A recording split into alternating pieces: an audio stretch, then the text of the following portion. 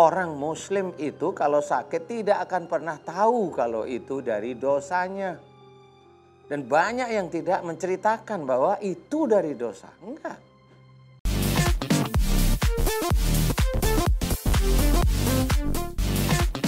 Assalamualaikum warahmatullahi wabarakatuh. Waalaikumsalam warahmatullahi Alhamdulillahirrabbilalamin. Bagaimana kabar Anda pada pagi hari ini? Saya harap semua dalam keadaan sehat walafiat ya. Dan Amin. tentunya siap untuk memulai hari dengan semangat dan pikiran yang positif tentunya. Amin. Mari sama-sama diawali kita dengan mengucap puji syukur atas kehadirat Allah Subhanahu wa taala Sang Rabbul Alamin.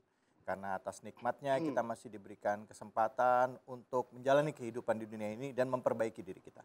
Dan tidak lupa kita berikan salawat dan salam kita pada junjungan kita Nabi besar Muhammad Sallallahu Alaihi Wasallam beserta keluarga, sahabat dan umat yang setia hingga akhir zaman.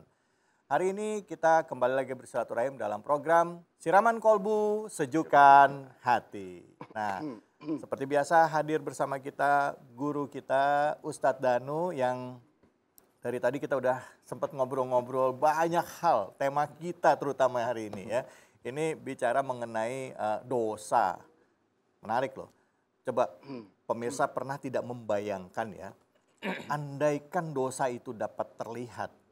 Kira-kira jika itu dijadikan ke dalam diri kita, wujud kita akan seburuk apa? Karena selama ini kita selalu merasa menjadi pribadi-pribadi yang bersih dari dosa. Kadangkala pada saat menasihati orang pun, kita merasa diri kita lebih baik dari orang lain. Padahal belum tentu. Ya. Bahkan terlebih jika ego sudah masuk di dalam sana, sudah tidak ada yang lain. Yang paling benar hanya kita. Nah, coba kita introspeksi diri kita hari ini ya. Kita sama-sama dengan tema kita, andai dosa dapat terlihat seburuk apakah kita.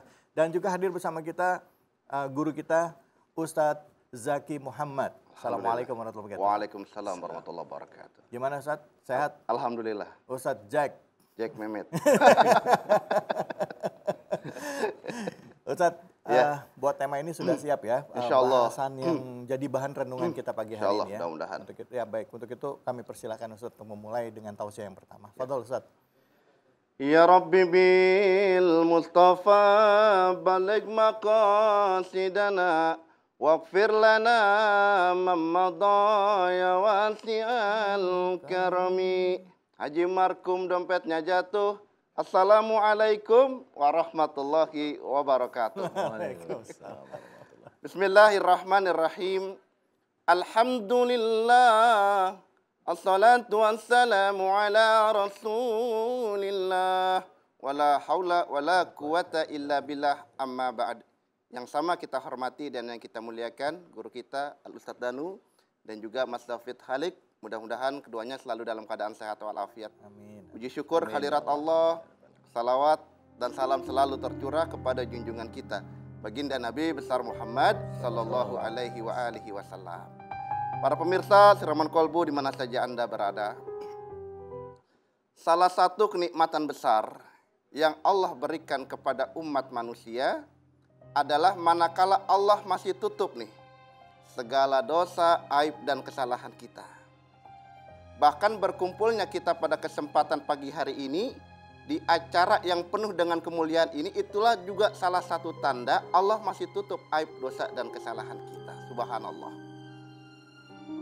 Lalu ada yang bertanya, Ustadz, apabila dosa itu terlihat bagaimana posisi manusianya, baik atau burukkah? Allah cuma kasih dua jawaban. Innallaha yuhibbut tawabina wa yuhibbul mutatahhirin. Allah cinta kepada orang-orang yang bertaubat dan Allah cinta kepada orang-orang yang mensucikan diri.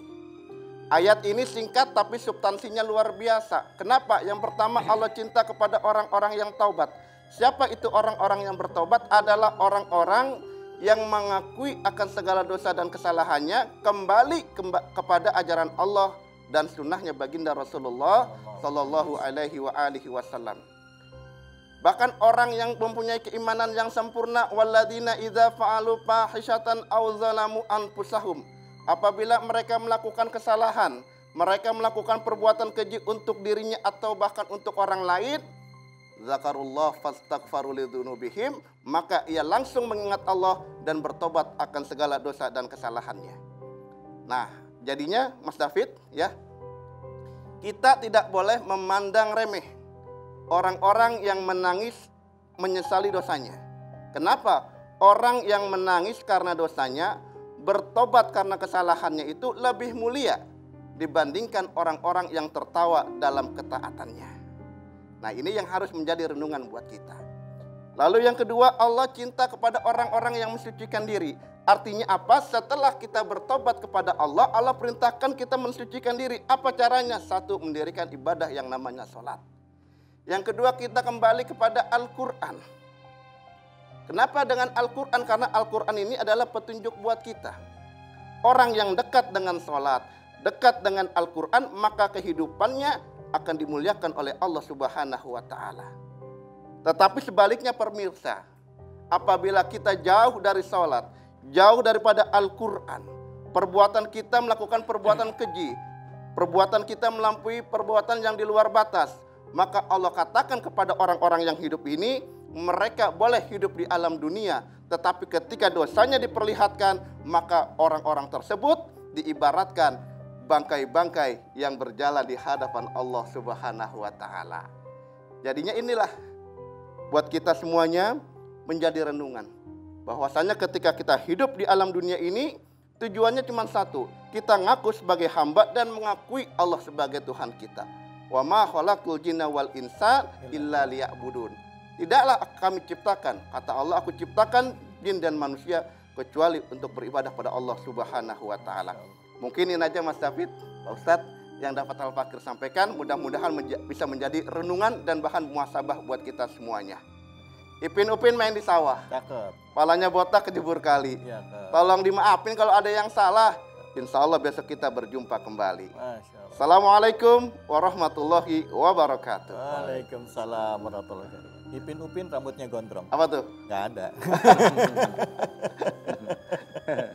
Ustadz, Masya Allah. Makasih banyak Ustadz ilmunya hari ini. Ya, jadi kembali lagi kita diajak untuk merenungi hakikat diri kita bahwa pada dasarnya kita penuh dengan hilaf. Cuman kadangkala menyadari kehilafan kita itu tidak mudah. Yang muncul adalah pembenaran dari setiap tindakan yang kita lakukan. Baik, kita akan dengarkan kajian selanjutnya yang akan disampaikan oleh guru kita Ustadz Danu. Fadhal Ustadz. Terima kasih Mas David. Bismillahirrahmanirrahim. Assalamualaikum warahmatullahi wabarakatuh. Waalaikumsalam. Amin ya rabbal alamin. Alhamdulillah, mudah-mudahan di pagi hari ini kita senantiasa diberi kesehatan dan juga hidayah oleh Allah Ta'ala. Amin. Amin. Pemirsa yang dirahmati oleh Allah, tema kita bagus.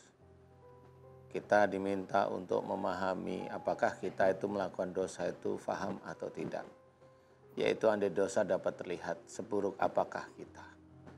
Selama ini kita kalau sudah menjalankan sholat 5 waktu, sholat sunnah tambahannya, kemudian berpuasa sunnah, baca Quran, itu sudah kesannya tidak ada dosa yang kita kerjakan. Padahal setiap detik, setiap menit itu bisa aja dosa itu terjadi pada diri kita. Bagaimana kita bisa faham kalau memang kita tidak mengerti, faham dan tidak mengerti. Sebenarnya Allah itu memberikan rasa kasih sayangnya kepada kita semua manusia, bukan cuma umat muslim.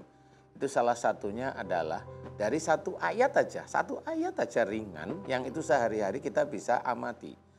Wa ma asabakum min musibatin fa bima kasabat aydikum. Ayat ini hanya bercerita. Apa saja musibah yang kau terima itu disebabkan dari buah tanganmu sendiri. Begitulah Allah secara implisit tidak mengatakan bahwa musibah itu tidak ditekankan langsung dikatakan dari dosa langsung. Tapi Allah ringan. Karena Allah akan melihat siapapun hamba-hambanya, mengerti enggak? Apa saja musibah yang engkau terima, apa saja musibah yang engkau terima, saya ulangi lagi. Apa saja musibah yang engkau terima disebabkan dari buah tanganmu sendiri. Di sini Allah memang tidak menceritakan dari dosamu, karena itu terlalu kasar. Makanya dikatakan dari buah tanganmu sendiri, itu sebenarnya ada perilaku seseorang. Perilaku kita, di mana perilaku itu bukan perilaku yang baik, bukan yang sholat, bukan yang baca Quran, bukan yang puasa, bukan yang baik-baik. Tapi dari mana kalau musibah? Dari dosa yang kita kerjakan setiap saat. Dari ayat ini jarang orang memahami. Sehingga orang muslim itu kalau sakit tidak akan pernah tahu kalau itu dari dosanya. Dan banyak yang tidak menceritakan bahwa itu dari dosa. Enggak. Barusan tadi saya bercerita dengan Mas David Khalik. Beliau kemarin itu pusing. Kemudian mulai paham bahwa pusing itu memikirkan sesuatu yang tidak baik ataupun terlalu dalam. Pada saat itu pusing kemudian mencoba untuk memohon ampun. Betul ya? Iya, betul. Habis itu Istighfar. langsung diberi kesembuhan oleh Allah Ta'ala. Itulah salah satu seseorang siapapun termasuk Mas David Khalid. Itu saya menganggap bahwa beliau sudah mendapatkan hidayah, faham. Bahwa itu adalah sentuhan dari Allah Ta'ala agar kita sebagai seorang muslim itu kembali ke jalan Allah untuk mohon ampun. Sering kita mendengar tapi ayat ini sering dibaca kalau hanya cuma di bulan Ramadan. Wasari'u ila maghfiratim mirabikum itu dibaca di bulan Ramadan. Jarang sekali ayat ini kita pergunakan untuk setiap hari. Dan bersegeralah kamu ke dalam ampunan Allah. Ke dalam ampunan itu apa? Koreksi dari diri kita. Apa yang salah? Kalau otak kita ada yang sakit, itu sebenarnya dari cara mikir kita yang tidak baik. Otak kita itu dari cara mikir kita yang tidak baik. Dan itu memang belum pernah orang itu paham. Siapapun orangnya, maupun dia lulusan di sini, di Indonesia, mau di Mesir kayak, mau di Arab kayak, belum tentu paham. Apalagi kalau sudah ada tumor di otak. Enggak tahu, taunya ke rumah sakit aja. Nah ini adalah dosa yang ditampakkan oleh Allah Ta'ala. Tangan yang kaku dari mana? Mulut yang mencong, kalau dokter bilang stroke, dari mana? Nggak akan ketemu itu. Padahal dalam Islam, dalam perilaku, dalam sunnah itu diajarkan oleh Allah, diajarkan oleh Rasul. Di mana bukan yang mencongnya yang diajarkan oleh Rasul, bukan pusingnya yang diajarkan oleh Rasul. Pusing itu dari pikiran yang terlalu kuat, emosi, suuzon. Rasul mengajarkan tidak boleh. Jangan gibah, jangan suuzon, kan begitu. Ya. Sama seperti mohon maaf stroke yang bibirnya mencong tangannya. Saya nggak menyalahkan, tetapi dari mana? Itu dari marah. Kalau dari daerah mulut, muka berarti marah yang berhubungan dengan kata-kata. Kalau ini belok berarti kata-katanya biasanya diucapkan itu keras, kaku. Makanya Allah menjadikan gambaran sebagian dari mukanya kaku. Itu sebenarnya dari dosa yang kita kerjakan, yang kita sendiri nggak mau ngakuin. Gula dalam darah tinggi, saya ingatkan banyak teman-teman dakwah itu gula darahnya tinggi. Dari mana?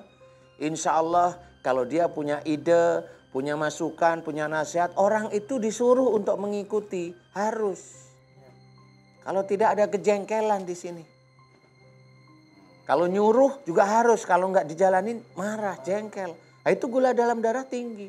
Bukan itu dosanya digugurkan sama Allah dari mana? Tanya yang tahu. Sehingga tahu, oh kesalahan saya di situ. Sampai meninggalnya, ya akhirnya ya dia nggak tahu. Bagaimana dia bisa menyelesaikan dosa-dosanya. Padahal dari satu sisi dalam Quran saya ceritakan.